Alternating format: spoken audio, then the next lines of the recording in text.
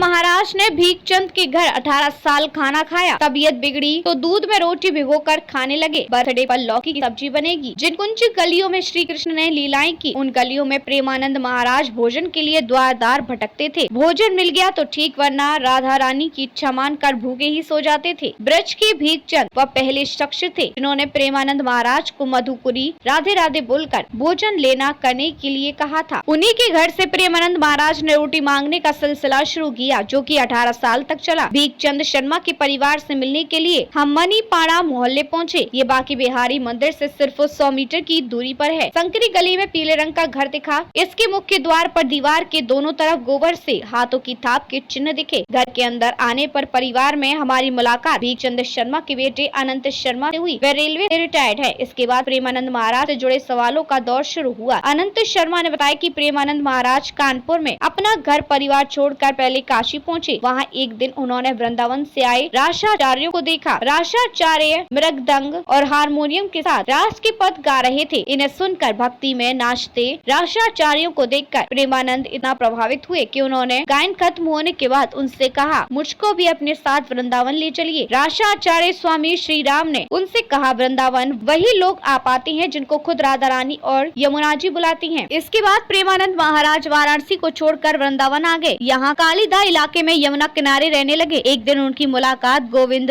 शरण महाराज से हुई। वे उनकी सादगी और विचारों से इतने प्रभावित हुए कि उनके शिष्य बन गए। इसके बाद ही उन्हें श्री गोविंद शरण जी प्रेमानंद महाराज का नाम मिला। इसके बाद अगले 3 साल तक प्रेमानंद महाराज ब्रज के अलग अलग हिस्सों में भ्रमण करते रहे। अनंत शर्मा ने कहा कि ये कोई 1999 की बात रही होगी। एक दिन प्रेमानंद जी महाराज की बांके बिहारी मंदिर में ब्रजवासी हमारे पिता भीखचंद शर्मा से मुलाकात हुई। दोनों में बातचीत शुरू हुई। प्रेमानंद जी राधा जी की कोई कथा सुना रहे थे। तब हमारे पिता भीखचंद ने कहा, उन्हीं के जीवन सफल हुए जिन्होंने राधा रानी को सब कुछ मान लिया। प्रेमानंद जी महाराज बोले, ये भी बताइए कि उधर कैसे भरेगा। भीखचंद ने कहा, यहाँ जितने भी संत आए उन्होंने ब्रजवासियों के यहाँ मथुपुरी की। ब्रजवासी की बात सुनकर संत प्रेमानंद महाराज प्रभावित हुए। उन्होंने भीखचंद शर्मा से आग्रह किया कि क्या वे उनके घर से भोजन मांग सकते हैं। उन्होंने जवाब दिया कि ये मेरा सौभाग्य होगा कि आप जैसे संत की सेवा का अवसर मिले। बस यहीं से संत प्रेमानंद महाराज ने मधुपुरी करना शुरू कर दिया। इसके बाद 18 साल तक हर रोज प्रेमानंद जी महाराज इस घर में भोजन लेने आते रहे। ये सिलसिला